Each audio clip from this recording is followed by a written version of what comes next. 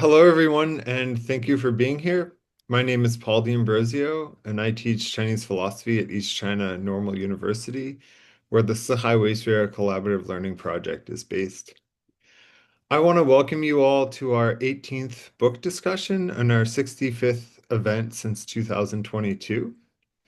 Today, we are hosting a book discussion of Dr. Robert Carleo's Humane Liberality, a Confucian Proposal.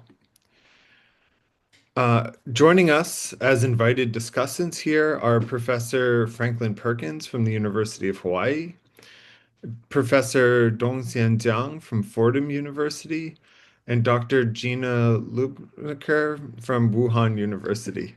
Sorry, Gina, I forgot to ask you how to say your name again. No Our problem. chair today, our chair today is Leo Yiran from Lingnan University.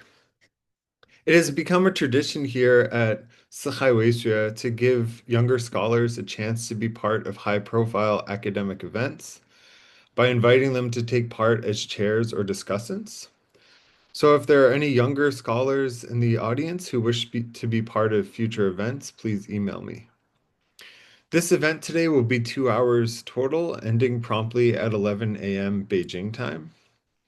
Before getting things started and handing them over to Iran, I want to just say a few things about the四海为学Collaborative Learning Project. The四海为学Collaborative Learning Project hopes to distinguish itself from some of the less productive conventional practices sometimes found in contemporary academia. As posted on our website, we are not interested in male peacocks, in jerks, or in any form of egoism or self-promotion. We hope to curb all types of aggressive and look at me, I'm smarter than you, or don't I know so much, and similar attitudes sometimes found in academic exchanges. We might even go so far as to say that we hope to be somewhat of a counterbalance for the negative attitudes sometimes found in so-called blind reviews. While there is a time and a place for anonymity, or at least the appearance of anonymity, communication in academia should have just as much time and place for speaking to one another on more congenial and community-forming settings. The neologism 四海为学, which was created by Robin Wong, is a play on 四海为家, and we hope to keep this attitude of 四海为家at the foreground of all of our events. The 四海为学 Collaborative Learning Project seeks to accomplish these shifts in orientation during academic exchanges by encouraging productive communication, humble discussions, real questions, and responses that are open and honest. We hope to foster environments where people truly learn from and with one another. Before introducing our chair, I want to once again thank everyone for being here with us today. Our chair is Leo Yiran. A native of Shanghai, Yiran went to Toronto for middle school and high school, and she then majored in politics and philosophy at Mount Holyoke College in Massachusetts, the United States. After that, she worked as a research assistant at the Shanghai Academy of Social Sciences, focusing on sinology and East Asian studies. This past autumn, she began to continue her studies in philosophy as a master's student at Lingnan University in Hong Kong. While her undergraduate education focused primarily on analytic and Western philosophy, she has been learning more about Chinese philosophy after moving back to Asia. Thank you for hosting, Iran. The screen is yours. Thank you, Paul, for having me. Just thank you so much for having me here. And good morning, good afternoon, good evening, everyone, all from all around the world. And I'm really happy to be joining this discussion today. So I'll take a moment to go over the format of this discussion. The total length is about 2 hours, starting with Professor Carleo presenting his book about 20 minutes. And then following that, each discussant will take 20 minutes to provide their comment and response. And then, so we'll have three discussants today. After everyone's finished, we will have a Q&A session for everyone in the Zoom. That's going to be about 40 minutes long. So I'll introduce Robert Carleo for a little bit before he started introducing his book. Professor Carleo is currently teaching at International Graduate Program in East China Normal University in Shanghai, and his research primarily focused on comparative philosophy, Chinese moral and political theory. He's also the author of influential books such as Heaven and Earth Are Not Humane, The Problem of Evil in Classical Chinese Philosophy. And before that, he has a MA degree in Chinese philosophy from Fudan University and a PhD in philosophy from Chinese University of Hong Kong. And then now I'm gonna pass it to Professor Carleo. Thank you, Yiran. I am not the author of Heaven and Earth Are Not Humane, unfortunately. It's a fantastic book, though. I encourage you all to read it. But thank you for that introduction. All right. So I want to thank also you for hosting, Paul for helping to organize and doing this, and of course everyone for being here. I really appreciate it, and special thanks to Frank, Dongxian, and Gina for taking the time to kind of comment on something that I've worked very hard on. So I'm going to share my screen and give a little overview of the book here. Prepared. Let's see if I have figured this out correctly. Give me a minute to get my bearings. I did do this beforehand to make sure I could do it. There we go. But I'm just finding it again. Okay. And um, all right, so you all should be on my slides now. The book that we're here to discuss today is Humane Liberality, a Confucian Proposal, and it reimagines the future, two ideas at a time.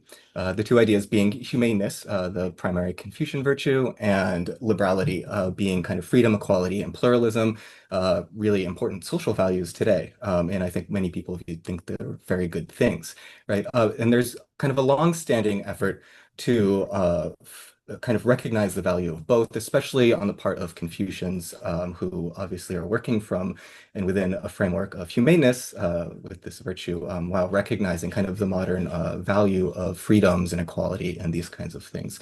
So this hopes to contribute to kind of that like collective project, and I think it has some criticisms of how things have been gone about and offers a unique kind of way of imagining this connection and a way forward. The book was published last year, just about a year ago on Rowman and Littlefield, and so I want to just give a special thanks to the editor of the series, Sung-Moon Kim. He's one of many people without whom the book just wouldn't have been written and published. Uh, there's another thing to be thankful for, which is that earlier this year, not long ago, uh, Duan who's a graduate student at Fudan, has this wonderful WeChat account on preach and political philosophy, and she approached me and helped translate an introduction to my book, worked very diligent with me on translating it just the way I wanted, and it got a very positive reception, I think, because she was so helpful in getting the ideas to communicate well. And that seems to have then uh, helped it be received well among the Chinese audience. And then I was approached later, I think not coincidentally, by editors at a Chinese academic press who have kind of bought the rights and commissioned a translation. And it's for a series that I'm just very humbled to be part of, alongside really great other works in Chinese philosophy that are translated here. And so it's just a wonderful thing that I'm very grateful for. Now, introducing the book, it approaches a question, kind of a big question about whether or not we can endorse kind of what I'm calling here liberality, valuable forms of freedom, valuable forms of equality, valuable forms of plurality, without the kind of ideology from which those kind of values originally arose, and which is most often used to kind of justify them and think about them and value them, liberalism or modern liberal theory, really.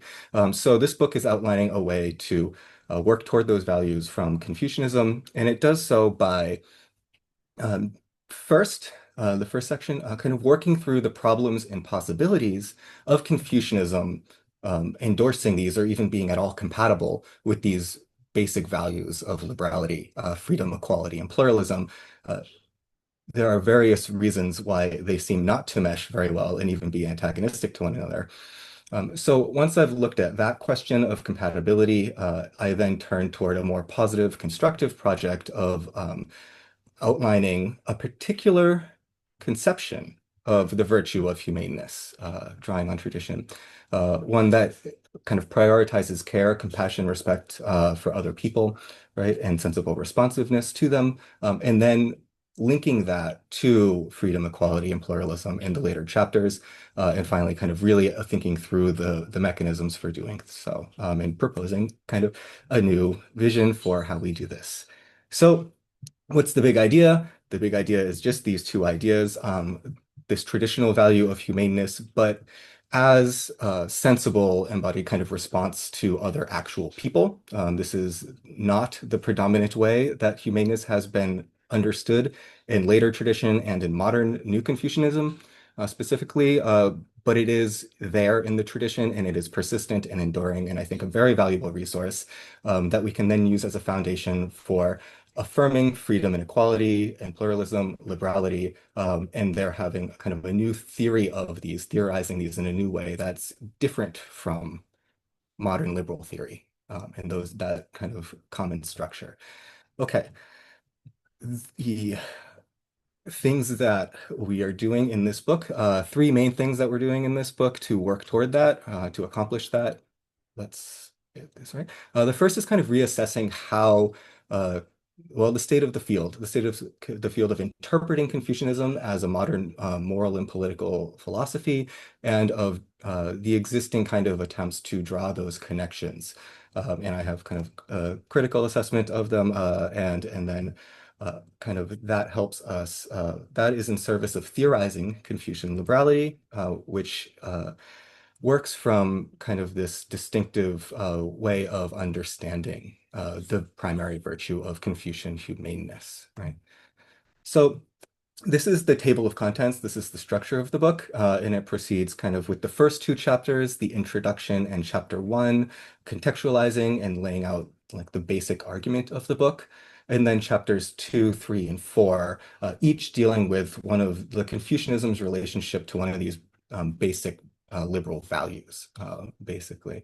And then proceeds in part two. We have chapters 5, 6, and 7 working on that constructive project of theorizing a particular way of valuing our relations to one another, and then putting this kind of Confucian conception in service of adjudicating what kinds of freedoms and equality are valuable. Okay, so to go through these as best I can, just the basic points that are made in each chapter of the book in order to give everyone a rough sense of how this proceeds. I begin with chapter one, right? Sketching liberality, the nature of these three fundamental liberal values, freedom, equality, and pluralism, and the liberal logic that underlies them, freedom as the individual pursuit of one's own conception of the good, which changes over time, the equal value of other people's similar pursuits, which kind of restricts the legitimate scope of freedoms, and the pluralism that is a necessary part of that in several ways, right? Then I look at common Confucian approaches to affirming these values and find that widely throughout Confucian political philosophy and normative theory more generally, what we have is a reading of texts, of tradition, that is simply tracing the liberal logic in Confucianism, in Confucian terms, in Confucian resources. So using the same structure of values, the same way of reasoning that's familiar from about rights and dignity. And the problem with it isn't that I don't like it. I think it's fine, but it's not exactly what's going on in the text, right? And so I find it interesting at the very least, and here I'm trying to show also very fruitful to turn toward what we are seeing in the text and understand, well, what are the teachings specifically of the Mangzi, which is the most common site of all of this? What are the teachings there, and what other kinds of relationships might they have to liberty, freedom, and equality? What else might kind of that humane government, teachings of humaneness as a primary virtue, what might that have to say about how we value freedom and equality today, right? So the alternative that I put forth is, well, Mencius is theorizing government and personal virtue in a way that prioritizes concern for other people's well-being and sensitivity and responsiveness to it. And I think that the extension of that concern can serve as a basis for affirming freedoms in a familiar way. Of course, this is a little bit more Confucian in the sense that it draws kind of more closely on the arguments that we find in the text and the actual logic there. And I would like to suggest it could also be, in certain sense, more liberal because it offers a potentially better way of valuing freedom and equality that's distinct from the kind of way that liberal theory goes about it from first principles of freedom and equality, right? And it's just worth noting it also avoids conflating, as so much of the scholarship has done, Confucianism and liberalism, basically. Moving now toward these three middle chapters on freedom, equality, and pluralism. So what's the deal with Confucian freedom? Is there such a thing as Confucian freedom? Well, this is robustly debated, as it so happens, and there are two sides of the debate that are very clearly opposed. There is Confucian freedom, and there is not Confucian freedom. And as you work through the arguments that we find among a wide variety of theorists and a wide variety of arguments, really, one finds that there is strong consensus on what Confucian teachings are, right? So the difference is not different interpretations of Confucianism. The difference is that some people think that we should call the Confucian moral ideal freedom, and other people do not, right? So in that light, we realize the crucial question becomes, well, should we call the Confucian moral ideal, Confucius at age 70, Bu Yu Ju, this great achievement, this vision of the good, should we call that freedom or not? And there are considerations on both sides, but one consideration against it is certainly that we would like to preserve kind of a Confucian ideal of the good, and then we can look at its relationship to freedoms and how it would value various freedoms in this way. So that's among other things. Chapter 3 deals with the question of equality. There is an obvious problem that most people will recognize immediately because basic familiarity with Confucianism tells us that it strongly endorses inequality, right? Versions of hierarchy, and particularly partiality toward those you have close relationships to. Now, modern Confucians have offered a variety of ways to affirm equality through Confucianism. And I look at a few of the most influential. So we have Li Minghui, who's a spokesperson for Mo Zhongshan's route to do this, which again traces liberalism in Confucianism more or less, looking at this idea of equal dignity and freedom. We have Kang Youwei, who also gives us a vision of equality in the Grand Union, but which is reading modern terms and modern values into a kind of a different part of the tradition and giving us again kind of an ideal of equal autonomy from the Book of Rights, right? And so this is really this is the New Confucians and the Political Confucians. This covers the two predominant discourses in Chinese language, and then there's another discourse here that's concerned with tracing principles of distributive justice in classical texts. So we have great work by Aaron Klein, Joseph Chen, Sung Kim, all doing this. I want to suggest there is a different way of doing this, which is equality via care. It's on the face of things, well, care is precisely the problem, the obstacle to affirming equality in the first place, because care is partial, right? However, that care, if we look at the Mengzi at least, and in other places, we find it is supposed to be extended kind of equally to all people, right? So a basic degree of care for all people offers us a different path to affirming Confucian equality that aligns with kind of my vision here. And finally, dealing with pluralism, there is an obvious other problem here. Confucians tell us there is one right way. It is the Confucian way. And this seems to clearly conflict with the value of there being many different ways of pursuing life that are valuable, right? With modern pluralism. How to address this problem? Well, firstly, any social ethic, any norm, any is going to give us one right way in the banal sense of some things will be right or okay and other things will be wrong, right? It must draw the boundaries. And so the kind of simplistic problem on the face of it actually should be treated as a problem of, do the boundaries that any given kind of framework draw present are they oppressive, right? And my argument is that, well, what the Mengzi gives us is not. What this kind of tradition gives us is not. Uh, because the way that's being advocated, this one right way, is to cultivate compassion, respect, modesty, a sense of right and wrong on the part of the government. I think this stands to be quite liberal in familiar senses, but especially in terms of this great fear of Confucian morality being imposed on a free populace. Cultivating these virtues among the populace seems to me very likely to create a civil society that is in many ways fosters much more diversity, much more liberty than otherwise would be the case without having these virtues. People being compassionate to one another, people respecting one another's kind of different ways of life, people being modest about their own values in the face of other people's values, right? This seems to be a pretty liberal way of living together. So having gotten those concerns out of the way, this is the groundwork for kind of starting a constructive project. And I do that in the last three chapters. Chapter 5 looks at the Mengzi and basically Simeng early preaching tradition, and then works through later tradition to advocate this particular conception of the primary Confucian virtue.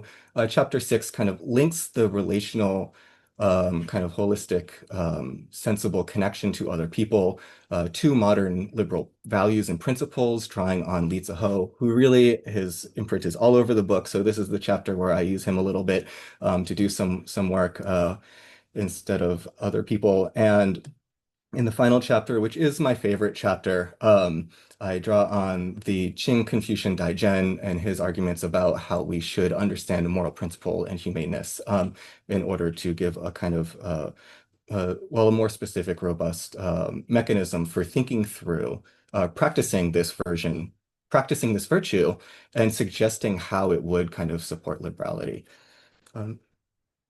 I want to just spend a little bit of time looking at chapter 5, particularly because this is what I've been working on since the book was published. So I'm very interested, and I want to just take a minute to share that chapter in a little bit more detail, which outlines, well, how we should think about Confucian humaneness. And it tells a story, right? It's a story of debating for more than a millennium how we can be good, right? So Act 1 starts with this preach-in theory from Zisi and Mengzi, wherein goodness is cultivating natural inclinations, sensibility, these kinds of sensible responses to other people, what Franklin Perkins calls pro-social inclinations, right? And goodness just is cultivating these. Act 2 then turns to Neo-Confucianism, and humaneness here kind of rises to become a cosmic heavenly principle that is kind of beyond our embodied humanity. And in Act 3, the modern New Confucians, mainly Mo Zhongshan here, takes this to infinity, right? This connection to cosmic principle is now the site of how a finite human being can become infinite, right? And I do a little bit of taxonomy here. So this is my framework for thinking through these. Well, this first one is embodied sensible response. I call this concrete humanism. And these other two are idealist, cosmically ideal, so to speak, and offer a kind of more they turn us toward a more abstract metaphysical idea of humaneness. Now, there are good reasons for turning toward this kind of idealism within tradition and more generally. So I'm not saying it's bad, but I do want to point out some weaknesses. And they stem from this basic difference between cultivating inborn sensibilities and overcoming inborn sensibilities. And this latter framework has a problem of moral motivation. In it, acrasia arises, where it does not seem to arise with the humanist, the concrete humanist model of just cultivating existing motivations, basically. Okay. And the second, which I am more concerned with, is intentional, where it turns our moral attention. And by turning us toward these kinds of abstract, lofty kind of cosmic sites or locuses of the good, we are less attentive to other human beings, their interests, their feelings, their suffering, most importantly. So that's my critique. I then use Li Zihe again to connect this kind of relationality, this kind of sensible relation to other people toward the rationalist affirmation of liberal principles, and then kind of outline psychology that Jiang gives us, a psychological mechanism that is rooted in a reconception of how we should think about morality and what is good in response to kind of Neo-Confucian idealism, in which we are balancing emotion with emotion, right? So this is how we would go about practicing, at least one version of how we would go about practicing humaneness. I recognize other people's feelings, their interests, their commitments, right? And then I reassess my own in light of those, right? And through this process, I'm basically arguing it's very likely that we arrived to, well, principled conclusions, right? There still is a pattern of what is right and wrong out there, but it's understood in this way through this kind of relational sensitivity. And I think this can lead us to quite liberal conclusions. So uh, that's that's the book. Where can we take this? Well, I've had this nice little story of, well, human life originally has care, modernity, we have this new value of freedom that we can now have. And well, here we have a new proposal going forward of humane liberality. Um, what is left to be done? Well, there are other versions of, well, concrete humanism within Confucian tradition. These are important to understand. They will enrich any theorizing and our understanding of what this kind of humaneness is that has been largely overlooked. So I've been working on that already. There are also kind of similar conceptions of goodness in other traditions that I think we should be looking at and drawing from. We should be applying these theories and these ways of looking to modern ethical problems. And all of this will help us more robustly and richly kind of theorize the connections between kind of this sensible response to other people and, well, freedom and equality. So there really aren't other care-based theories of freedom and equality, right? There's been, from what I can tell, one relatively successful book that wasn't widely influential. And so I think as we kind of draw on more theories that prioritize sensible response to the world rather than abstract maxims, we will come up with much richer ways of thinking about these basic values that are so widely shape the world today of freedom, equality, and plurality. All right, so that's my overview of the book. Thank you all so much. And now I'm very excited to hear what the rest of you have to say. Thank you so much, Professor Carleo. I'm so sorry I wasn't having my information checked. Um, and I love the comparison you made about the motivational and intentional weakness. And besides that, I also follow the account on preaching political research by the student from Fudan. I think I met her in one of the summer schools at Fudan. That's a wonderful account. I'll now introduce Professor Franklin Perkins, who's actually the author of the book Heaven and Earth Are Not Humane. I'm really sorry, Professor Perkins.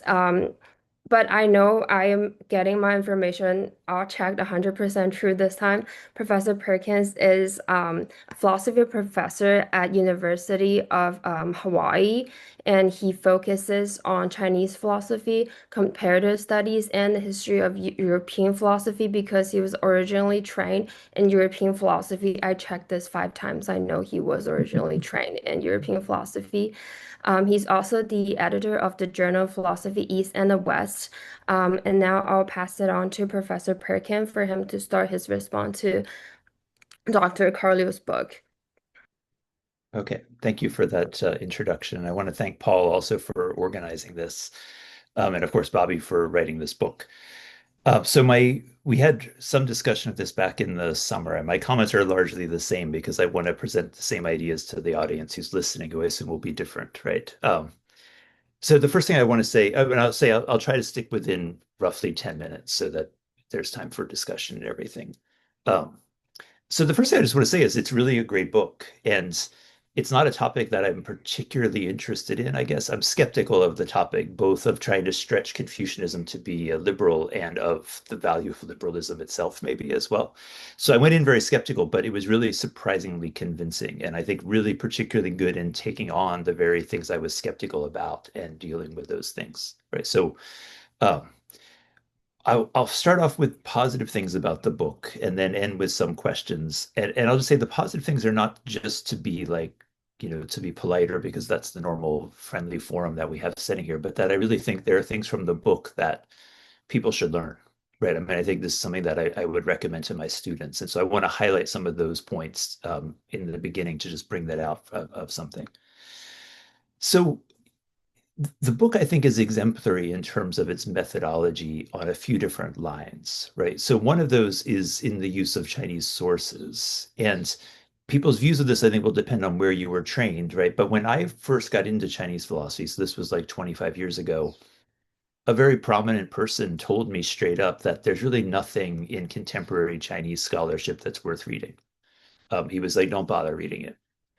And I just kind of a priori assume like that's got to be wrong. Like there's all these Chinese philosophers. It can't be that they're saying nothing worthwhile, right? But in fact, it's difficult to, I think, bridge to that community because they're coming from a different reception history. They're approaching text through a different reception history. There's different kinds of concerns. There's different kinds of questions. It also requires really excellent Chinese, I think better than I have myself, right? Um, this book, though, I think really shows why taking that range of sources seriously is beneficial, right? And so the book ranges from using, kind of classical commentators like Dai Zhen to people like Mo Zhongshan and down to Li Ziho, lots of Chinese philosophers. And in a lot of ways, it's written as much, I think, in dialogue with contemporary philosophers in China as it is with contemporary Anglophone philosophers. And yet those sound like the same community, the way that you're talking about it. Like you bring those together in a really useful way. And that I really think should be a model for other scholars to try to emulate. I mean, again, I think the level of Chinese it requires is a very high standard to meet, right? But I think that should be an ideal that we should strive for. The second thing came up in Bobby's explanation some, right? Which is, I think, clearest in the discussion of freedom. So what he lays out there, and it was in the presentation as well, is that it sounds like a debate about Confucianism. Do they have an idea of freedom or not? But in fact, people don't have much disagreement on what the Confucians think. The disagreement is largely about the word freedom, right? And so what looks like a debate about Confucianism is really more a debate about the word freedom. And he pushes it a step further to say that debate about the word freedom is not like an empirical debate about what does the word mean in a dictionary or something like that. It's a polemical, political, rhetorical debate, right? Where calling it freedom does certain things and saying it's not an idea of freedom does certain things. This orientation, I feel like, is exactly what we need. And it appears in like lots of areas of research on China and early China, right? So I feel like the most obvious one is mind-body dualism, where if you look at what people say, they don't disagree much about what Chinese actually think. They really disagree about the meaning of mind-body dualism.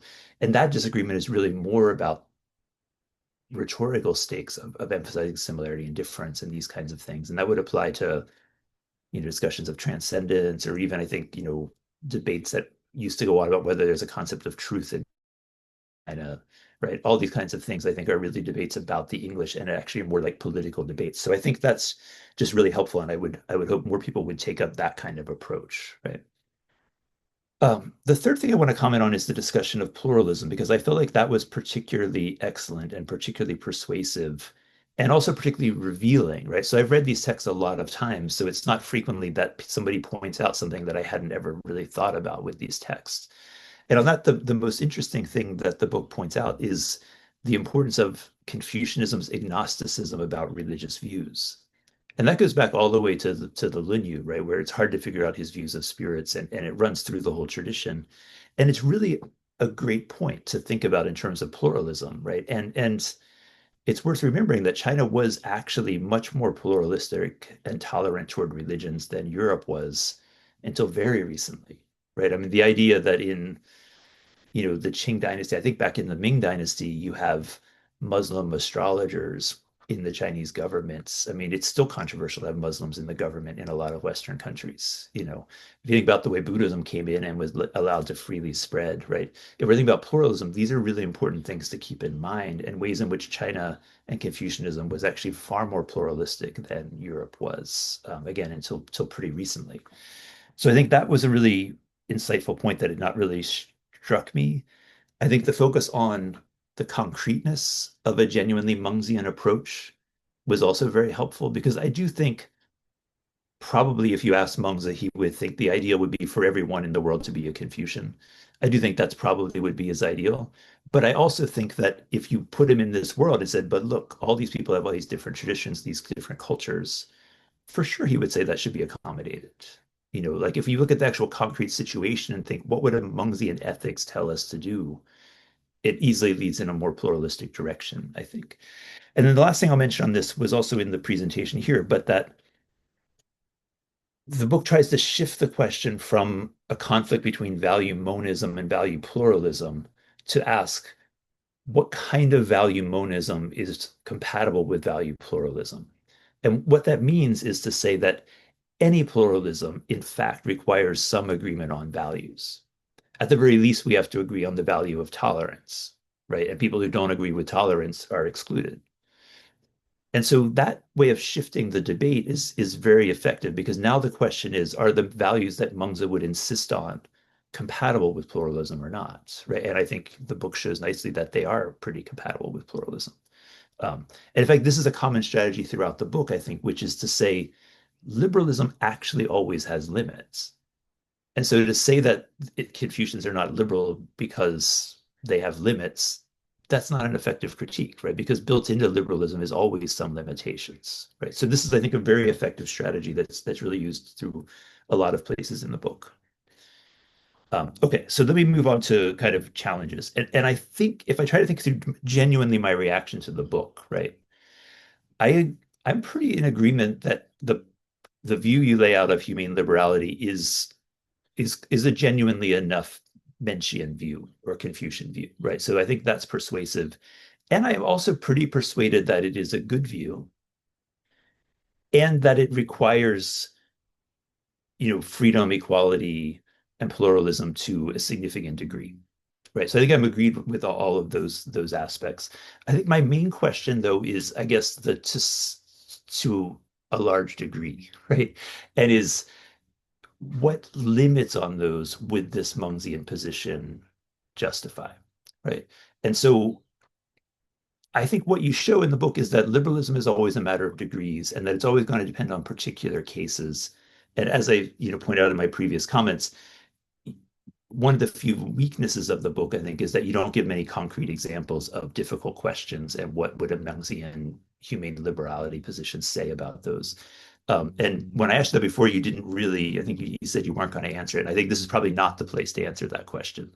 But my question that I want to put it then is, how much limitation on those values could be justified from this? And one way to think about it would be, are there certain contexts where this same position you're laying out would actually be a critic of liberalism, right? So in some contexts, it's going to be a pro-liberal position, but I could imagine, someone with this position looking at the United States and saying, like, no, too much freedom, too much pluralism, too much equality. These need to be restricted in the name of benefiting the people that care for the people, right? So that's really my question, is like, what would you say about that? And am I right to say that this position might be pro-liberal in some contexts, but actually kind of a restraint on liberalism in certain other kinds of contexts?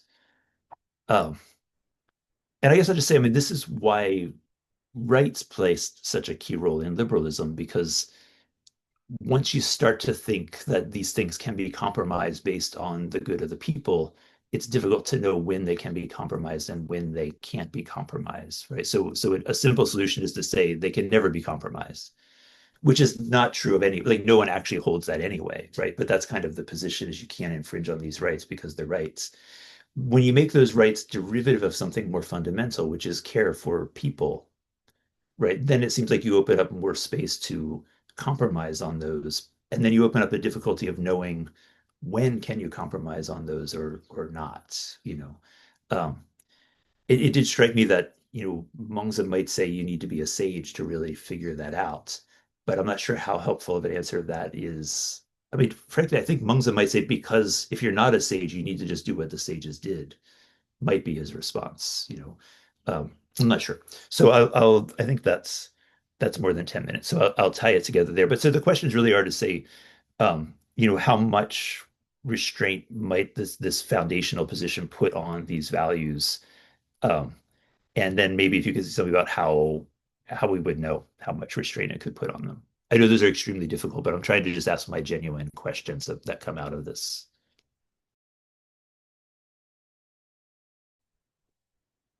All right. Thank you so much. Those are wonderful comments and questions, and certainly go beyond what we discussed last time in the questions. I think you push some points a bit further in ways that I really appreciate. So I'll do my best to respond to what you said. I have notes and ideas, and see if I can make these tie together. But to some of your kind of very positive comments that I really appreciate. I think there really are important differences between the discourses, and I'm lucky enough to have been trained in a place where, like, make it sound, you said, as though it's one community speaking to each other. And I'm very lucky that I was part of a community where all of those discourses did speak to each other. So that's not something that I did myself. That's a product of being at the Chinese University of Hong Kong, which has a distinctive department. And even before that, I was at Fudan, and actually trained under Paul D'Ambrosio, who emphasized the importance of working from Chinese texts. And so I think there is a community of people kind of within doing Chinese philosophy that is already that I'm lucky enough to have been kind of working from and developing these ideas. And that's just good fortune on my part, right? But you know, I was really happy to hear that there was a positive reception among mainland readers to the kind of just the general overview of my book at first, because it was something I hadn't thought about in writing it, and I was like, oh, that makes sense. It would communicate better to the discourse if it's engaging with it, right? And so I really hope that there's just more of it, right? And I would really like encourage drawing on all versions of Confucianism rather than kind of the ones nearest at hand. So I think that's open to scholars at every level, really, and on all sides should be doing that. And taking that a little bit further, like also global ambitions, I think there can be more engagement kind of across traditions. And maybe this is like one step. And I don't know if it's too much. You mentioned quite a bit that it requires like certain skills that I'm lucky to have had years of funded training to acquire, including what will probably no longer be something that is commonly done, which is translating, right? I worked on many monographs, right? Which requires reading it and then reading it again and reading it again and reading it again. And in order to trace the line of thought, because translating word for word is not an effective way to communicate a philosophical argument, right? So you have to try to follow the logic and recreate the logic, which was originally in a Chinese discourse, in a way that makes sense to someone reading it in English who is probably not familiar with that discourse, right? And so the ideas have to cohere together in a new way. Um, that is something that I think we need to be training more in for anyone who wants to kind of do cross-cultural theory. I think that's been left out in a crucial skill. Okay, so that, but I think this also brings up a few ideas. So I guess we may not have time, but I think one thing you mentioned is this idea of I freedom is just a word, right? And what we have is a debate about whether we should call something freedom. Among the things that you listed as comparable is transcendence, and you've worked a lot on Chinese metaphysics. So there were a few reasons why I was excited that you would read and respond to my book. And it's despite your kind of general disinterest in the main topic. I think you worked a lot on some of the facets of the book that I'm most interested in. And one is this reading of a certain dimension of the Confucian tradition that is uh, ametaphysical, right? And so as someone who's worked on Chinese metaphysics, I would love if someday we can talk a little bit more about that. Partly because across different discourses, there are different emphases. And I'm writing in English, it's much easier to make this argument and to make it convincing to readers. And if among a Chinese audience, especially a non-mainland Chinese reading audience, it's much harder to make the argument that we should have a non-metaphysical version of Confucianism at the table at all. That's simply anti-philosophical, that's simply anti-Confucian. There are all kinds of problems with this, according to really influential scholars in the field. What would Mengzi say if we plopped him down today and he saw pluralism? I think is a really good question, right?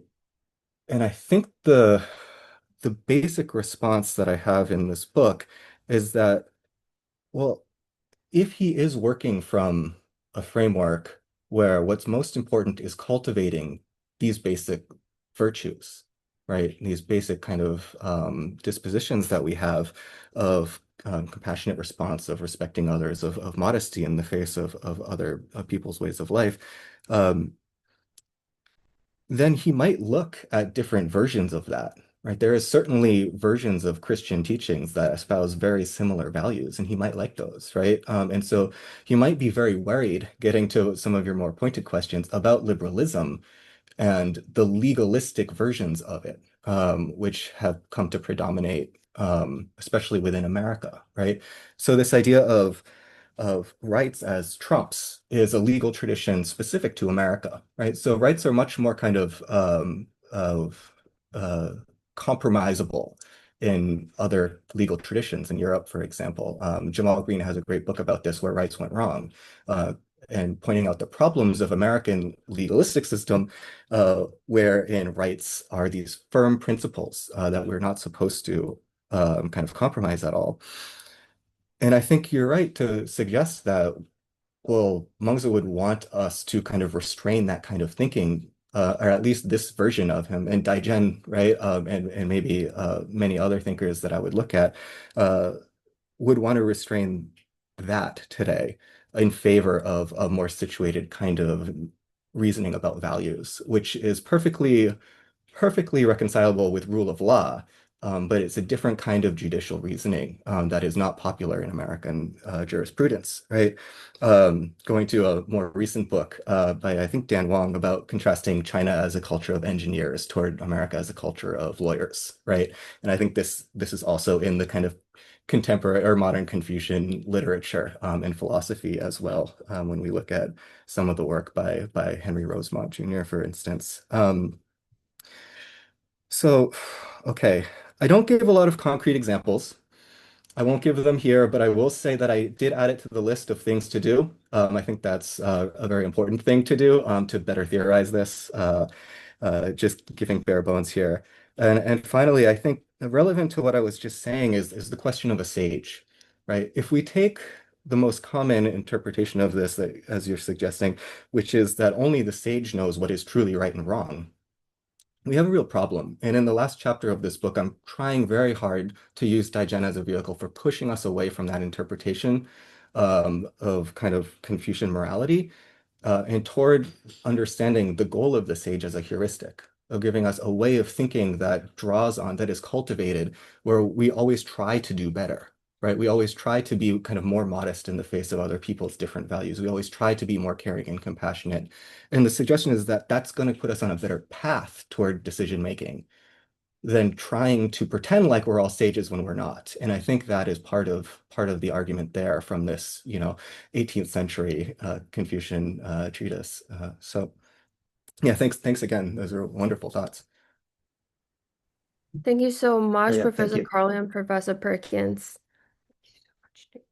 Oh, Professor Perkins, did you want to say anything? No, I was just saying thank you for the response. That's all. Thank you. And now we'll move on to our second discussant, Professor Dongxian Jiang of Chinese Studies at Fordham University in New York. His research focuses on comparative political theory and history of Chinese and Asian political thought. And before that, he completed his bachelor at Peking University and master at Duke, and then his PhD in politics from Princeton. Hi, Professor Jiang. Okay, thank you. I want to echo Professor Perkins to say that this is actually a really impressive book, and I highly enjoyed reading it. And I'm also very sympathetic toward Carleo's approach. I don't know kind of whether my understanding was correctly or not, but after listening to the presentation again and referring to the book, so I think right now I have deepened kind of my understanding of the idea of liberality. Um, I think kind of my comment would just focus on one chapter, that chapter on Li Zehou, because this is kind of the chapter that I'm most interested in, because Li Zehou developed what you call a historicist approach, which is actually kind of really intriguing to me. And to be honest, I'm also developing kind of a similar approach. Um, I think I share with Carleo's worry about contemporary liberalism because I agree that liberal philosophers too often just assume that equal liberty is the starting point of normative reflection. I have got enough and more than enough during my 6 years as a PhD student at Princeton. It's a highly Rawlsian place, and everybody kind of studying Rawls seems to assume this kind of position. And they rarely jump out of their own self-contained philosophical systems to ponder whether liberty or freedom can be easily adopted by other societies whose members do not treat liberality as the first principles. So rather than being a cultural relativist, I think Carleo argues that it's possible to ground liberality in Confucianism, but different from existing approaches that attempt to derive liberality directly from core Confucian values, concepts, and arguments. Carleo develops a historicist approach based on insights from Mengshi's Li Zehou and Dai Zhen. And according to him, humaneness, the most important Mengshian virtue, requires that government display care and compassion for the flourishing of people under its rule. However, in each concrete historical period, the best moral and political framework for achieving human flourishing can be different. In the condition of modernity, it can be argued that liberality is the best framework. Therefore, the government, out of Confucian humanism, has good reason to adopt it. I think this is kind of mainly from Li Zehou's, from Carleo's reconstruction of Li Zehou's philosophy. So I think kind of if I understand it correctly, a very distinctive feature of Carleo's approach is that it doesn't need to reinterpret Confucian ideals according to the demands of modernity imposed from the West. I think this is kind of something that I really admire kind of in this book. So these reinterpretations are frequently and justifiably criticized as symptoms of Western cultural imperialism. So one advantage of Carleo's approach is that we don't have to modify the Confucian ideals themselves, or we don't have to radically modify those ideals. So for Carleo, the care and compassion government should display now is the same care and compassion that it should display in Mengshi's time. And similarly, the ideal of human flourishing now is also the same as the original ideal of human flourishing in the classical period. It's just that in the modern times, we need to devise new methods to ensure that people still flourish. So as I said, this is a super promising approach, and I'm highly sympathetic. Of course, whether Carleo's historicist claim ultimately holds depends upon empirically proving that liberality is indeed the best means in modern times to achieve human flourishing.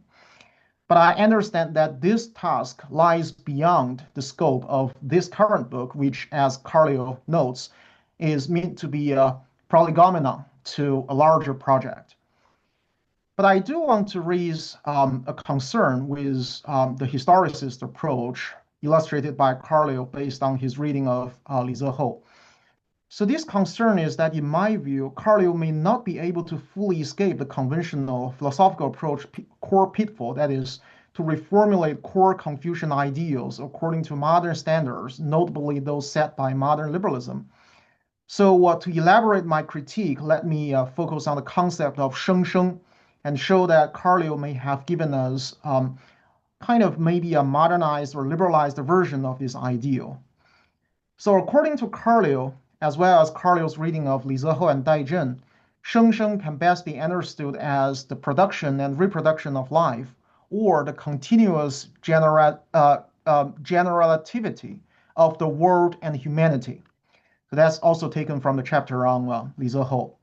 So now this definition seems to be very cosmological, as it is primarily describes a status of the world and human life in which change is the constant. So if I'm not mistaken, the term sheng sheng is taken from the Book of Change, 周易.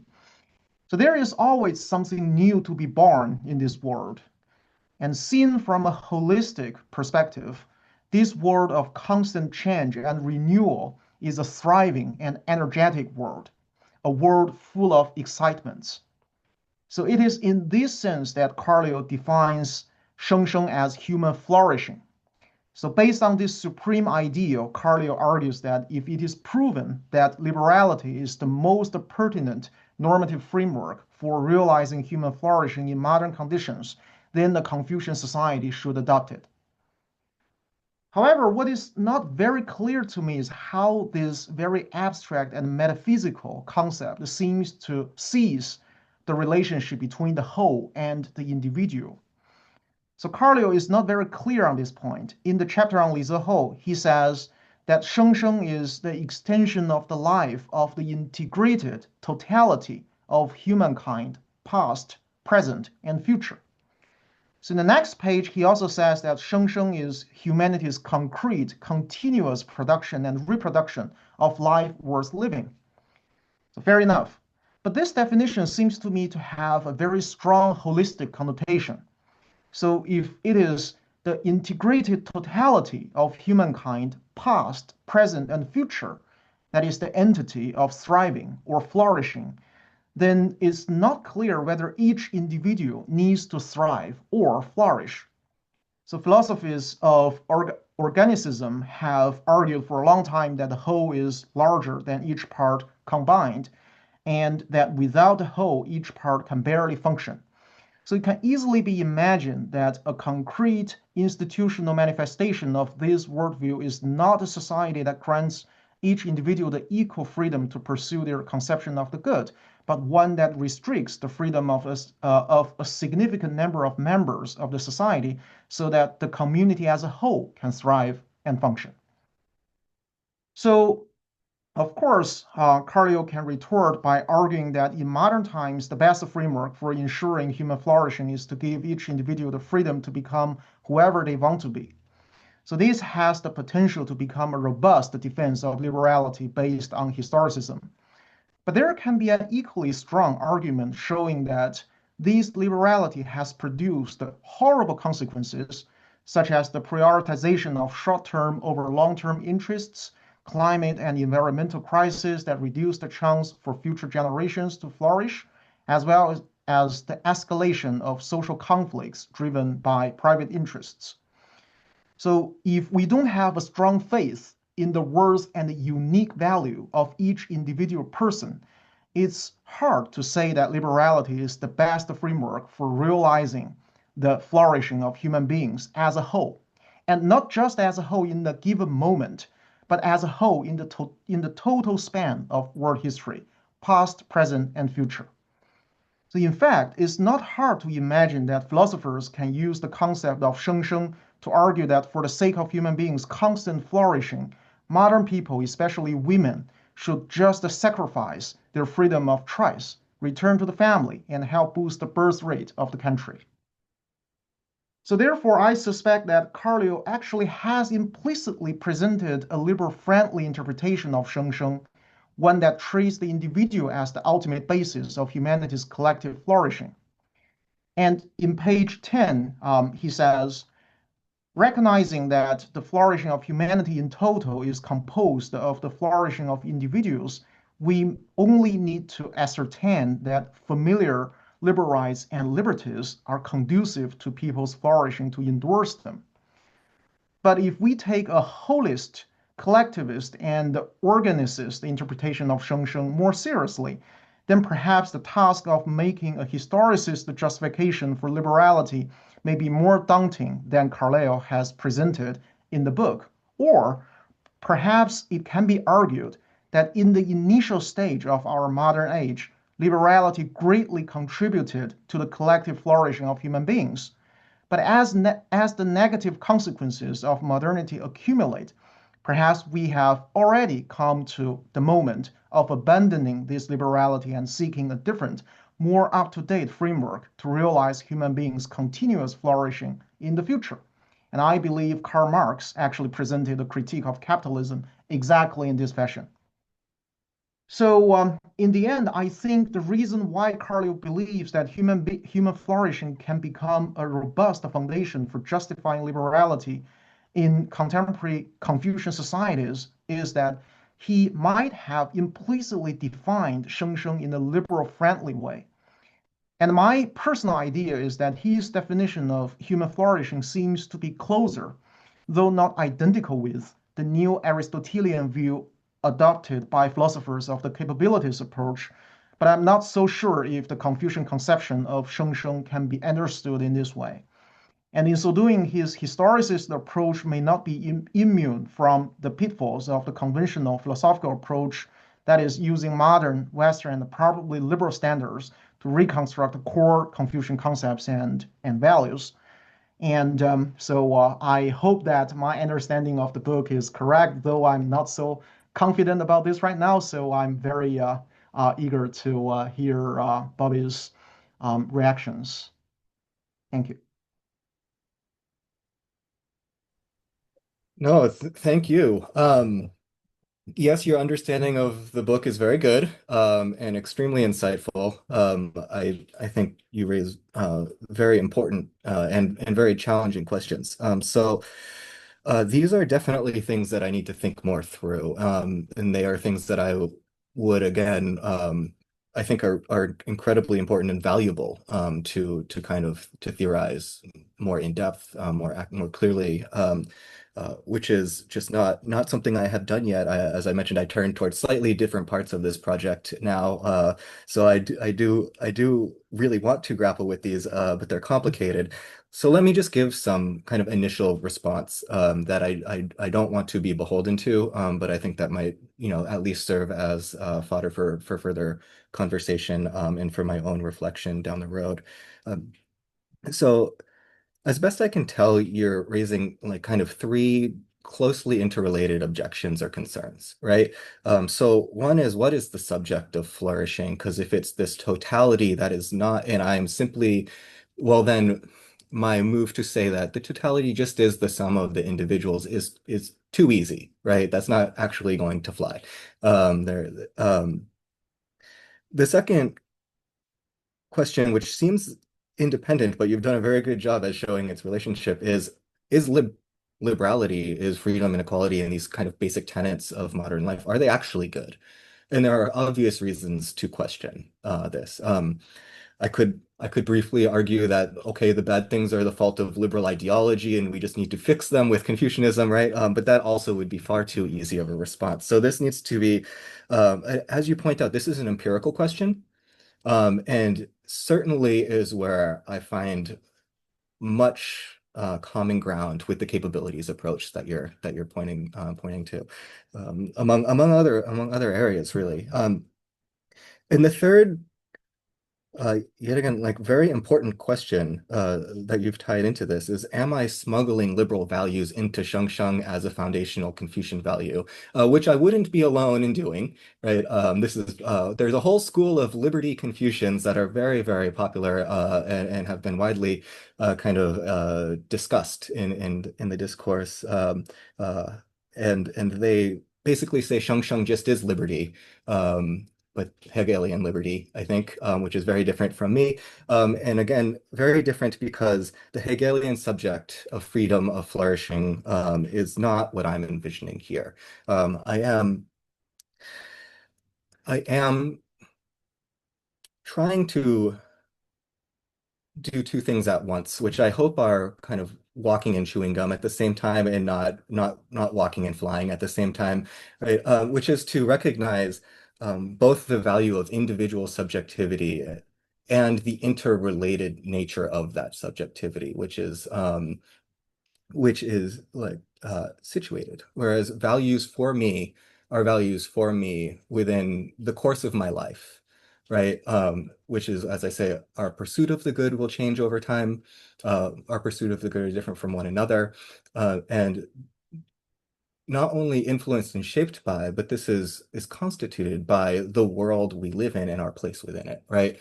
And yet the world we live in is also composed of other human subjects. And when we say the totality, past, present, and future, well, it's because we're tied to those. The moment that we live in now and the values that we have now are simply not possible without everything that leads up to it, right? And as we go forward, we have that interest as well, right? And drawing attention to that, I think, helps us move away from um, at least some of the problems that you've pointed out with liberality, right? Pursuit of short-term interests over long-term interest, pursuit of XYZ at the cost of something else. And would and this way of thinking about things rather than on first principles would be um, productive and moving us toward the right direction. It seems to me that it offers kind of a lot of the strengths of the capabilities approach, which I think may be kind of the strongest version of theorizing liberal values out there right now. And my last thought is that what you are bringing up here as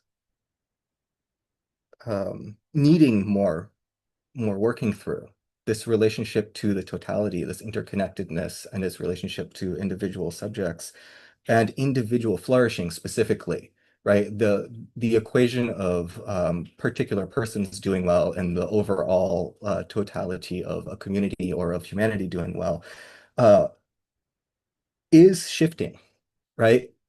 And so I do want us to very seriously take into consideration the possibility that liberal values are indeed going to need to be reassessed as kind of today's emerging technologies shift the technological basis of human society, right? I think genetic selection, but especially AI, is drawing us together and changing how we can reasonably value freedom and equality going forward, and really raising some important questions for the relationship between individual human flourishing and and the flourishing overall, and what kinds of kind of moral rightness and moral authority, where that fits into this picture. That could be significantly different from what it is today or 10 years ago, or wherever we are in this process. And all of this goes back to kind of that historicist understanding. So um, when I saw that you were going to be commenting on my book, I was very happy because last time we met, we were talking about traditional Confucian political philosophy, but you declared yourself a liberal. I thought this is good. We're going to have a liberal here. And I'm surprised, very pleasantly surprised to see that your liberal commitments aren't Rawlsian. They are kind of broader and historicist. So I definitely look forward to kind of the rest of your work as you kind of are in a project and working on that right now. Um, Can I just say a few words as a response? I think these responses are very helpful. Two observations. One is I haven't followed any kind of Chinese debates, philosophical debates about Sheng Sheng, but I just noticed that kind of suddenly it seems like everybody is talking about Sheng Sheng right now. So I just did a very casual Googling, and it seems like kind of, as you said, there are some liberal interpretations of Sheng Sheng. There are also some kind of Hegelian conservative interpretations of Sheng Sheng. And the pro-state intellectuals, they seems to say that, okay, Sheng Sheng is highly kind of organistic, and we actually don't talk about individuals. We just talk about human beings as a whole, and as a whole, not just at a given moment, but kind of the entire span of world history. But kind of a way to refute this kind of interpretation of Sheng Sheng, I think probably Edmund Burke's philosophy would be helpful because he's both liberal and also kind of he's what we would say conservative, but I would say kind of he's very historicist, and he is very mindful of the entire development of history and the idea that however a society is organized, there has to be a very important normative component that is individual liberty. It's only that this kind of liberty should not be justified from first principles. It should be justified from concrete historical experiences. So probably this is something that would kind of resonate with your reinterpretation of Sheng Sheng. I suppose probably Li Zehou also would have this in his mind. I'm not sure whether he has any extensive discussions of Burke, but there have been some Chinese liberals since the 1980s who were inspired by Burke. So they're still there, even though not that influential right now. Yeah, just kind of two very brief responses. Thank you. Thank you. Yeah. Thank you, Professor Carleo. Thank you, Professor Jiang. I really enjoyed the discussion. And now we're going to have our last discussion, Dr. Gina Lebkuecher. I'm sorry if I pronounce your name wrong. And Dr. Lebkuecher is currently doing her postdoc research at Wuhan University in China. Her area of research focuses on ethics, applied ethics, virtue ethics, and biomedical ethics, encompassing classical Chinese philosophy. And before that, she had bachelor degree from Vanderbilt University in Tennessee, and master from American University, and postdoc from Loyola University, Chicago. And I'll pass it to her.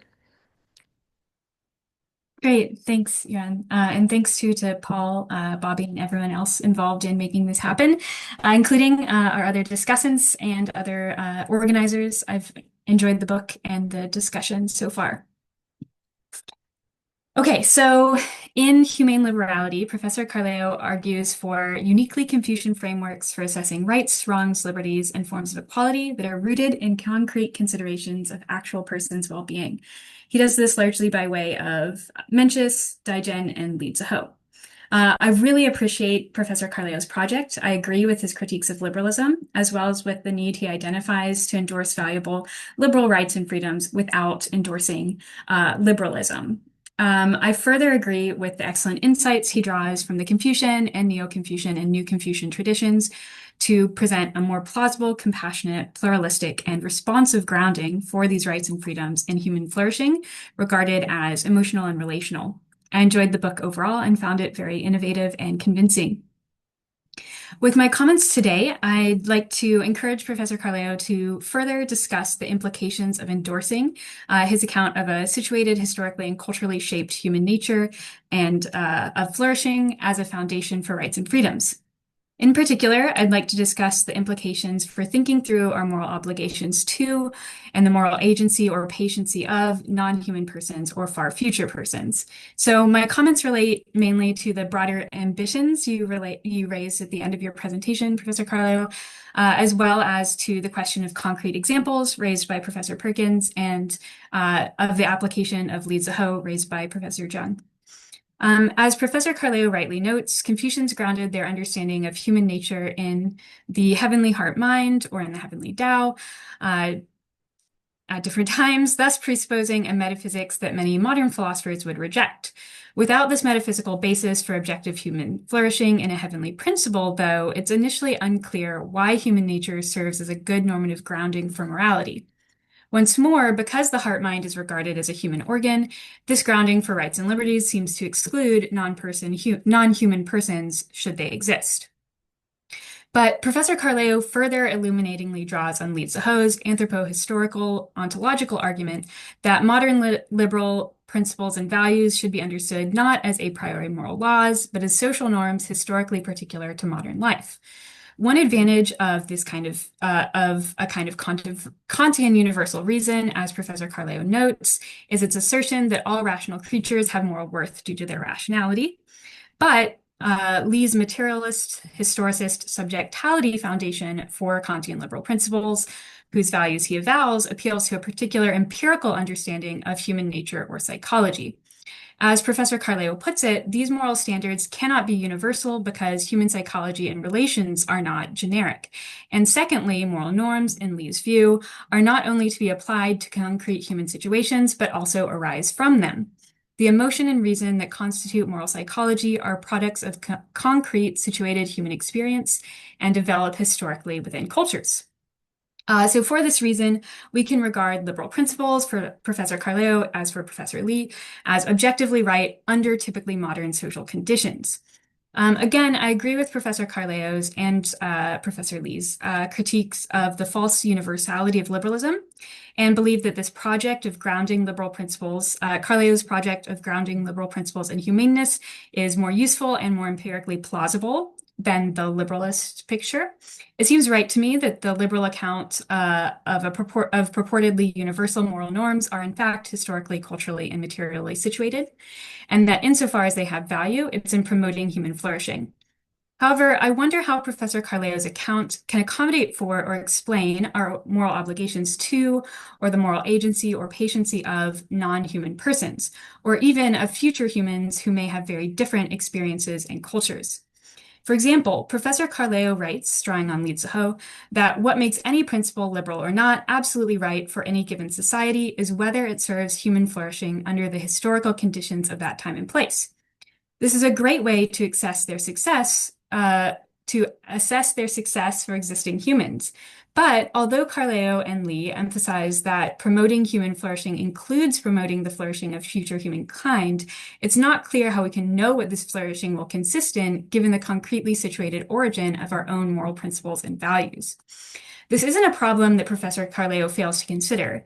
Indeed, in Chapter 7, he aims to provide a more substantive vision of by which we can evaluate these kinds of moral interests or commitments in terms of their contribution to human flourishing. He does this by using Daigen's argument for empathetic, open-minded consideration of the value of others' feelings and desires. So, for example, Professor Carleo writes that for Daigen, virtue consists in seeking out the balanced pattern of concrete human interrelations, the emotional dimensions of which must be studied to determine right and wrong. Professor Carleo points out that a strength of this view is that it provides an objective yet intersubjective grounding for evaluating principles and norms through their contribution or not to human flourishing as understood by reference to others' well-being, emotions, and relationships. But again, while this seems to work well for existing humans, it's not clear how this provides concrete action guidance for future humans with whom we cannot easily emphatically engage. This is especially true given Li Ziho's point that future humans' values and psychology may differ substantially from ours depending on their historical, material, and cultural circumstances, and based on Professor Carleo's suggestion that we expand Daigen's mentioned presumption of agreement by, quote, taking universal agreement as a heuristic and working toward it by seeking to understand and then thoughtfully reflect on what others in fact think and feel, end quote. We might, drawing from transformative experience literature, argue that the experiences of future humans may differ so radically from our own that we don't possess the epistemic tools to evaluate what their flourishing emotions or relationships might look like. I see Tim Connolly is in the audience. He gave a talk on Confucianism and transformative experience a while back. But yes, so Drawing on this literature, we might argue that it makes it difficult to know how we ought to act now to promote the flourishing of future persons. Moreover, and relatedly, Dai's emphasis on emotion and desires as importantly constituting human nature and flourishing suggests that persons who do not possess these, that is, emotions and desires, may not possess moral agency or patiency within this framework. We might wonder, for example, whether we can generate moral obligations to or moral evaluations of AI agents based on this framework. Again, I enjoyed the book immensely. I really agreed with the project overall, and I look forward to Professor Carleo's thoughts on how we might employ his notion of humane liberality to help us understand our moral obligations to future humans, AI agents, and non-human persons, or anyone else whose experiences or psychologies may differ so radically from our own. Thank you.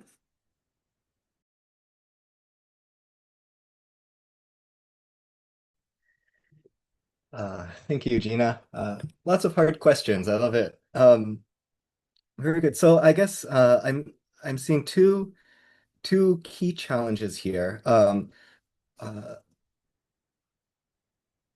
There's the problem of future persons, because we cannot know future flourishing within this framework. We're looking to other people. We don't know what future people will be like. How can we reliably look to them? How can we assess what kind of feelings they're likely to have, what kind of morally relevant interests they're likely to have? Never mind what kinds of causes or risks might present themselves as the world changes and develops.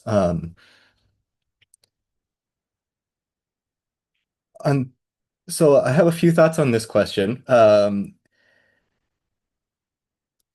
It does recognize that it gives well, you are nice to recognize that what we have, you seem to endorse the dimension of having concrete guidance for existing humans and to think that this might work pretty well. And you mentioned a few ways that it might work well. So the disconnect isn't that it can't offer pretty good guidance for humans, like overall, but the future humans might be so different from us, or might be in such a different situation from us that we cannot like use this method to take into consideration their morally relevant interests, right? And this then connects with the second concern, which is, okay, they're so different because future might be different. Well, we also have human beings today who might be so different from us that this kind of empathic mechanism might not work. We also have animals or other non-human animals, as you say, or other beings that may deserve our moral consideration, but it's not obvious that they could be included here.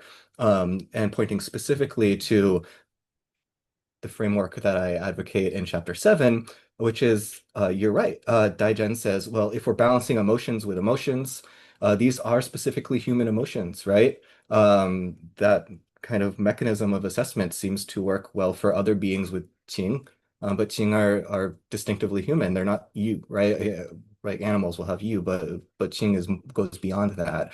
So if there is moral consideration, it's less moral consideration. We could, because Qingyu is, right, we have to take into consideration desires among people, this kind of lower level of effective life for people. So we could also do this for animals. But at least they seem to deserve less moral consideration than other humans. And that could be worrisome to some of us, right? Now you're right. I'm drawing from Li Zihe heavily, and Li Zihe also thinks we cannot know the future. We don't know what morality will be like in the future. We don't know what will be right and wrong in the future. This has been raised to me many times by my own graduate students. One of the first things they pointed out when I taught them Li Zihe's philosophy was this. And I said, you know what? You're right. Because we cannot know the future, right? So there is still value in this framework. It's backward looking. It looks to the past, to draw on the past to create a better future. And so, in a sense, it's kind of forward looking by trying to build from what we know today as best we can, right? We try to make sense of the world today, of human beings today, in the richest possible way, right? By and then try to build a better future. That's the message. But this does not solve the problem of knowing the future. I'm skeptical that there's a better alternative. So I would love for you to explain to me how we are supposed to have reliable moral guidance for a radically different future that we don't know what kind of values will be there.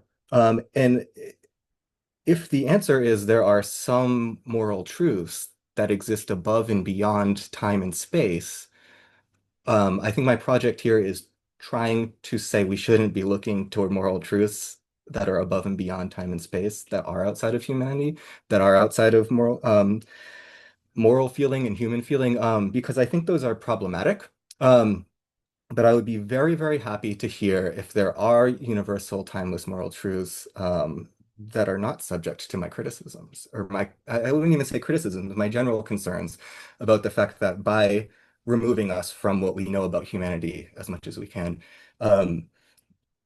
we have a timeless principle, be it freedom and equality or something entirely different, something that stands outside of what we can know in relation to ourselves.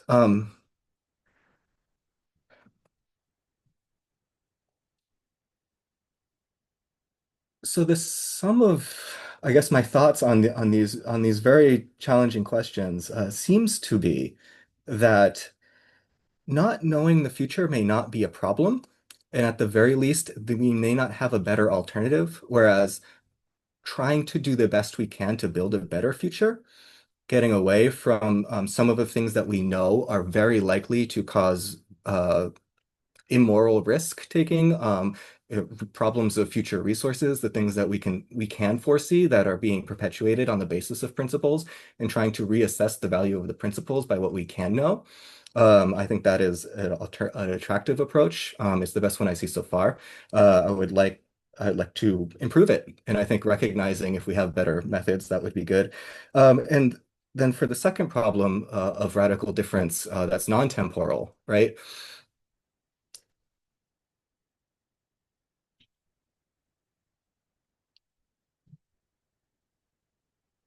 I think I've thought about this for a long time.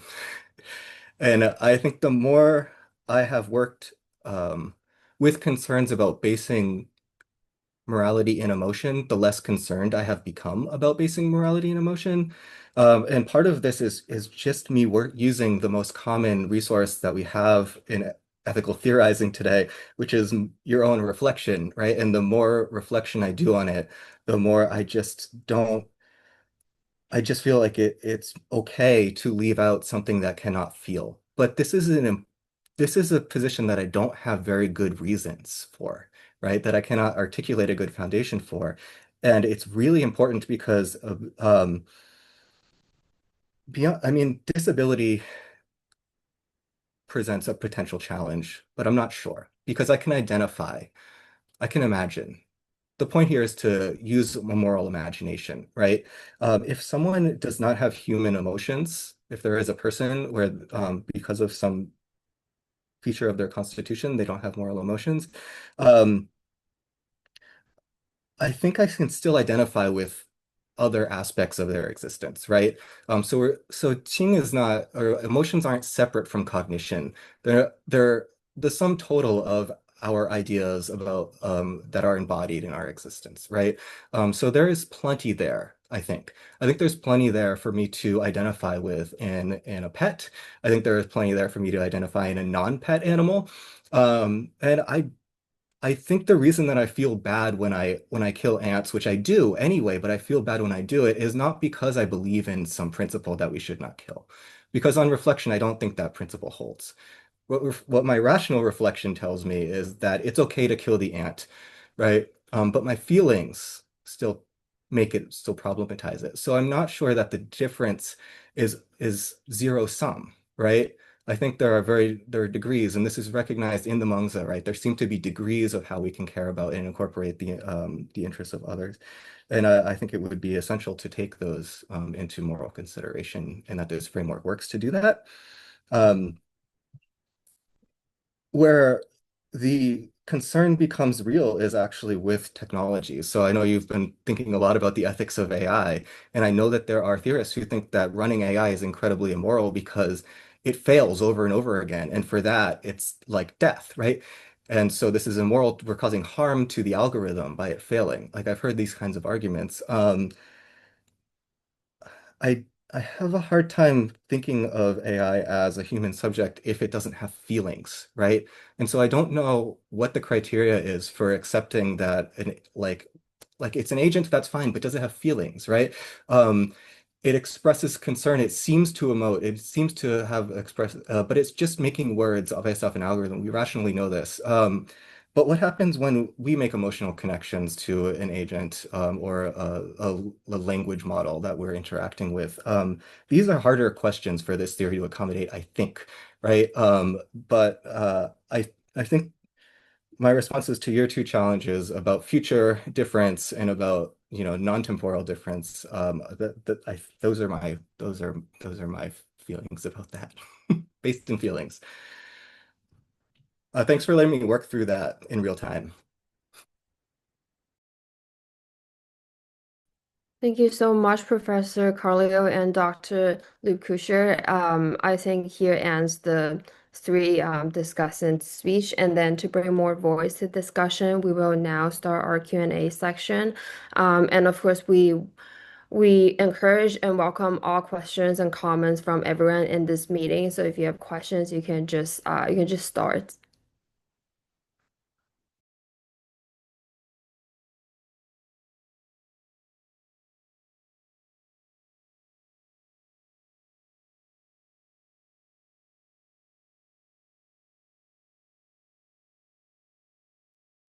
I'll just quickly say thank you for the response. And yeah, if there are timeless moral truths, I don't know them either. So I appreciate it. Yeah.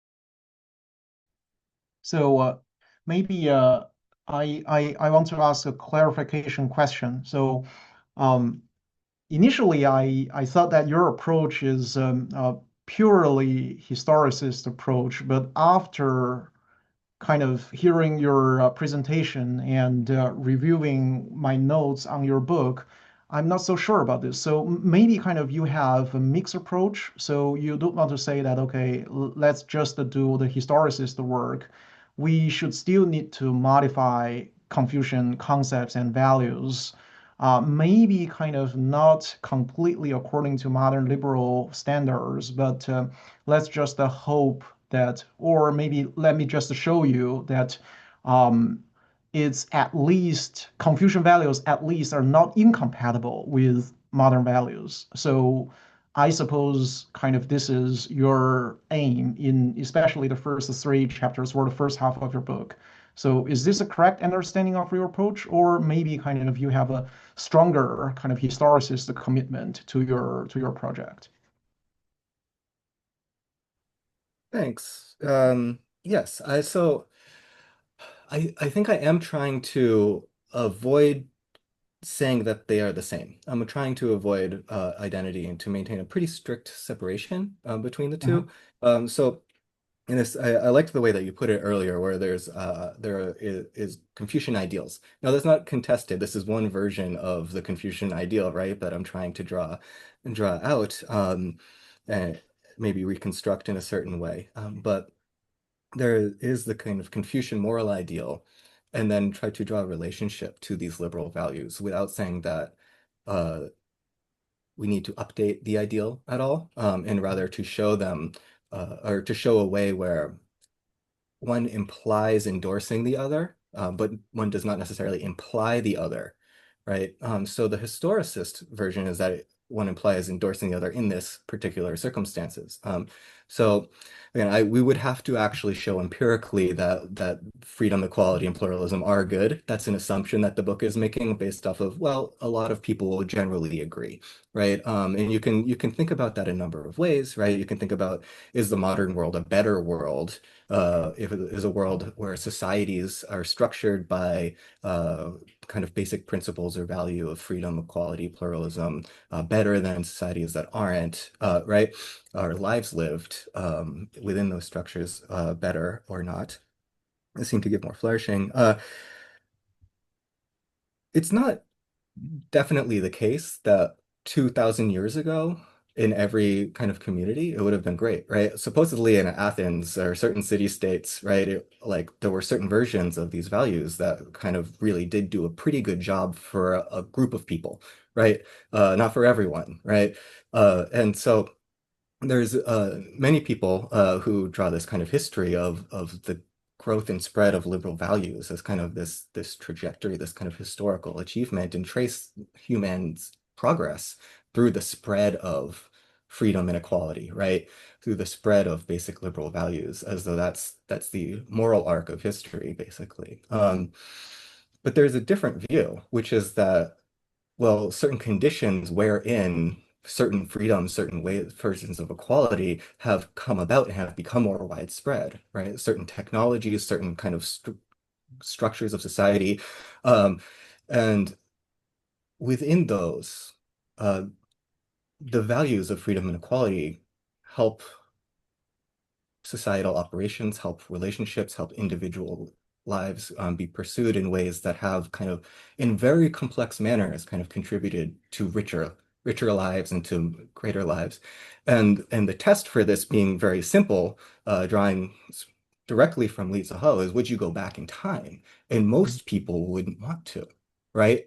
And so the fact that these basic values have been integral to the development and spread of systems that we now have that have produced kind of lives that we wouldn't give up to go back to something before is testament to the goodness of liberal values, right? Now, if you return to the Confucian ideal, far before all of that happened, right, of concern for human well-being and flourishing, right, then if you are concerned with people living lives that go well, if you're concerned with a lot of the very basic questions about sharing the good, right, where leaders are kind of 同乐, to share happiness, right? Well, there seems to be good reason to think that there could be good reason to value kind of these tenets of kind of freedom, and that the historicist also says, well, we need to be constantly vigilant that there will continue to be the case, right? Because as you've pointed out, as I think all of you have pointed out, change is dynamic, right? The world is complicated, and what worked in these kind of values may not have produced human flourishing very well in many societies in the past. It may not produce flourishing everywhere today. It certainly doesn't, right? And there may be very good reasons to adjust those values. Now, I think I'm pushing us toward an adjustment of liberal values on the basis of considering well-being, on the basis of shengsheng as a fundamental value, on the basis of kind of using this empathic mechanism that we call humaneness, rather than revamping our scheme of values. And I think the best justification for that is also historicist, because the future moment is going to proceed from this one. So if these are the values that are governing the structures of society now, then as structures of society change, we can adjust them. Li Ziho wrote Farewell to Revolution, right? The French Revolution didn't go well. It's possible that radical upending of society won't really produce, we don't have very good reasons to think that it could reliably produce overall wellness. What we want to do is continually adjust our kind of moral evaluations in light of kind of the broad spectrum of values that structure human life and that inform and promote flourishing, right? So it's a complicated picture, and getting away from reasoning from like simplistic universal maxims and kind of maybe jettisoning kind of foundational presumptions of freedom and equality, which are largely empty, though it served its purpose in kind of generating the society as kind of firm basic commitments, and maybe it will continue to, right?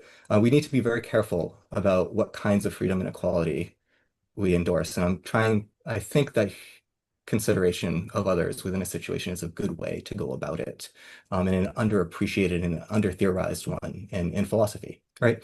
So yeah, thanks. I think that's a good question. That let me kind of, yeah, clarify my view there. Thank you.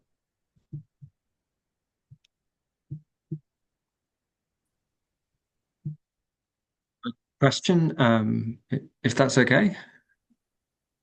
Hi everyone, some familiar faces, Frank, Paul, Dongxian, and everybody else. Hello. So, thank you for the talk. And I haven't read the book, I'm afraid. So forgive me if this is a question which is clearly answered in the book and so on.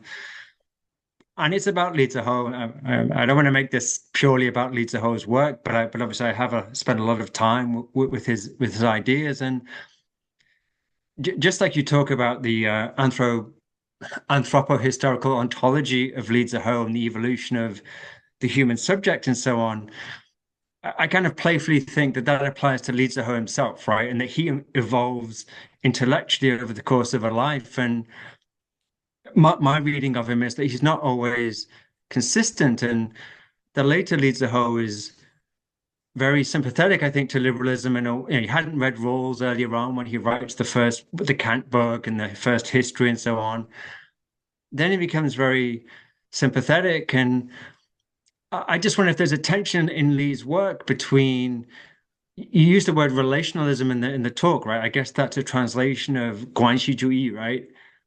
Of this kind of earlier notion of this, what should be kept from the Confucian tradition, while it's a relationality of the Confucian text that should be in Chinese modernity. We don't give that up to sort of Western liberalism, no matter how good that is. I just wonder, as he tries to develop this idea and marry that with liberalism, whether he gets himself into a bit of a bind, right? Almost like a classic, he's not communitarian, but the kind of communally orientated notion of a subject versus a liberal subject where, people have personal projects and there's a plurality, and who knows what your personal project will be. And the point of liberalism is to allow you to have whatever projects you have, right? But the relationalism almost seems to suggest a stronger notion of the good life, right? Which is whatever your project may be, and there may be some room around the edges for variety, there may be plenty of room.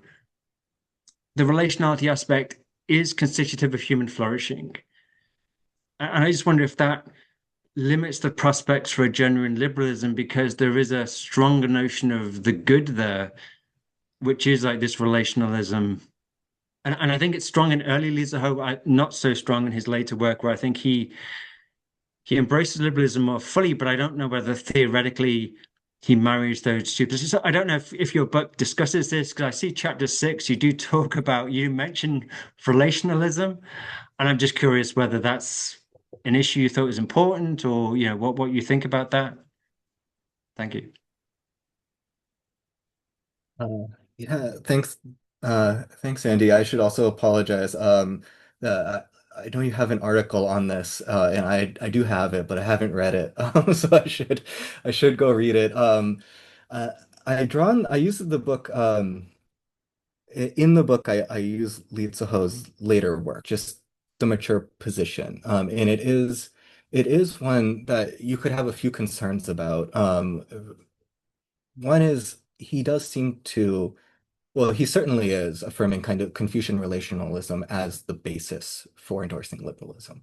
Um, the relationship he draws between them is skeletal, right? He gives this suggestion, and that's why I still need chapter 7 to kind of try to flesh at least one way of going about this in more substance out, because he's doing better than Mo Zong-san, who kind of works up a framework that just kind of then says liberal democracy is good, right? We have Confucian reasons for it, but isn't doesn't really seem to, at least in most accounts I've read of him and what I have read myself of him, doesn't seem to give us much basis for thinking critically about rights and freedoms, about liberalism. He just kind of wholesale endorses it on the basis of his Confucian framework, right?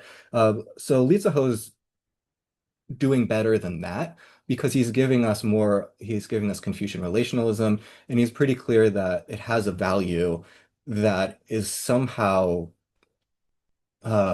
different from liberalism, right? And that we need to kind of have both at the same time. And at the same time, it has a value that's more fundamental to liberalism. And at the same time, it has a value that endorses liberalism. And he's very clear that this is a Confucian basis from which he endorses liberalism.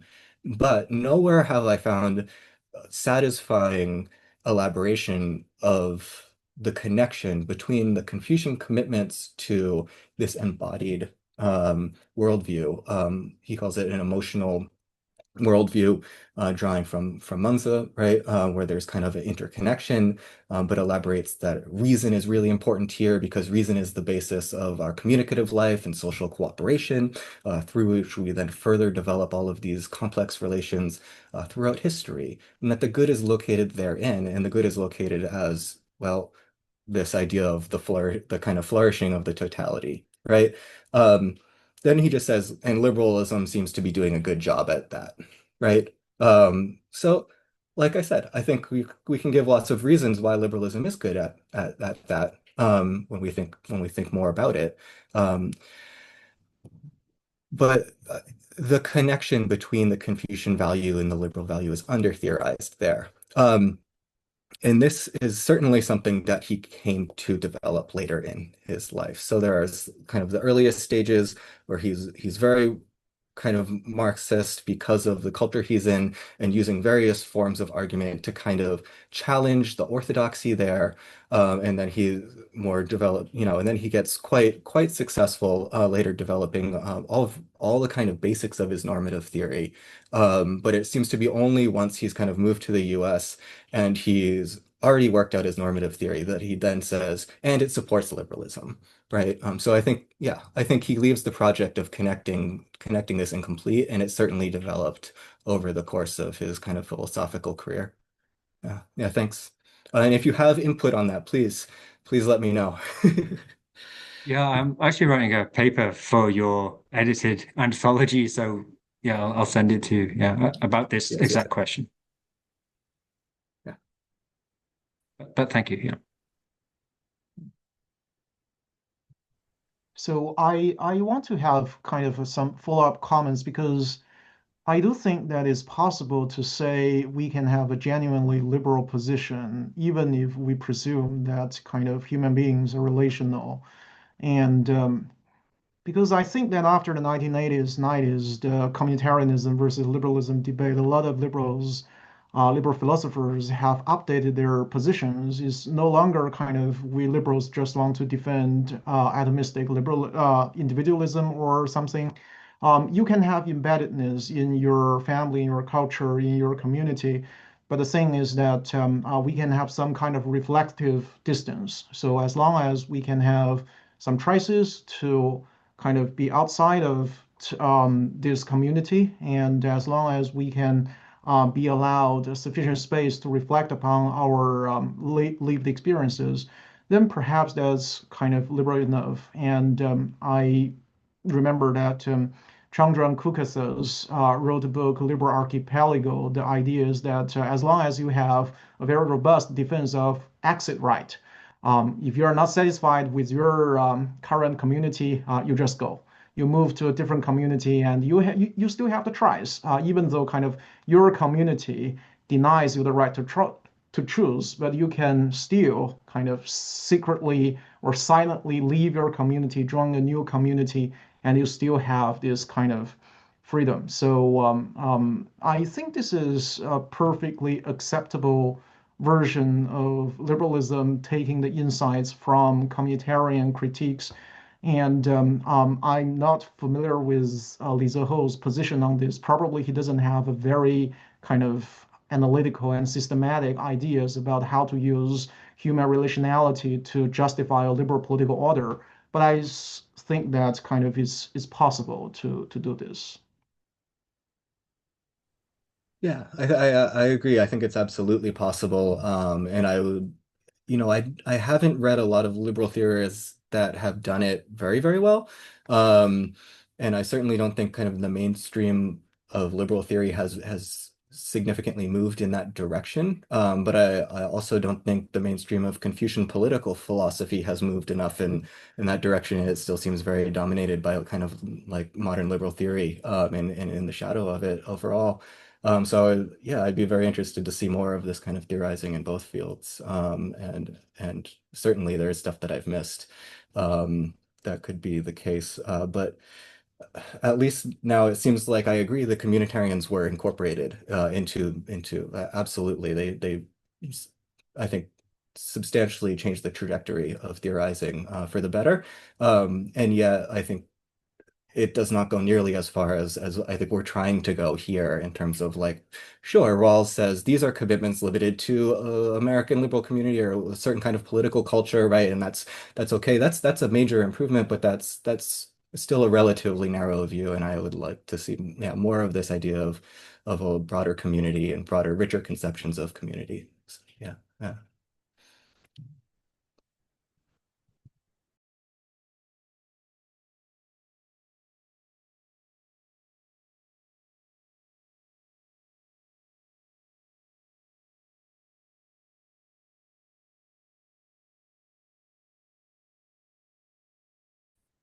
Hello everyone. I think here are I think everyone has just finished.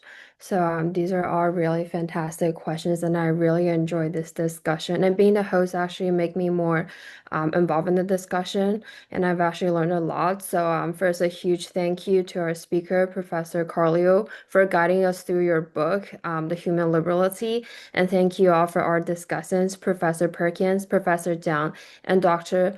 Leb Lebkuecher for all the insightful comments. And of course, thank you so much for Paul for having me and for organizing this discussion for so many years. I think a lot of students will learn from discussion so much every time. Is Paul here? Hi, Paul. Yeah, great. Yeah, if there's no more questions, we can end here. I think it's been a really fantastic discussion, not just about Professor Carleo's book, but also about how we engage in contemporary reflections on cross-cultural discourse or dialogue. So yeah, it's been really great. All right, thank you everyone. We have another event in about 9 hours. So if you're still awake or if you're waking up, and Frank especially, I know it'll be like 3 in the morning, so we expect you there. All right, thanks again, everyone. All right.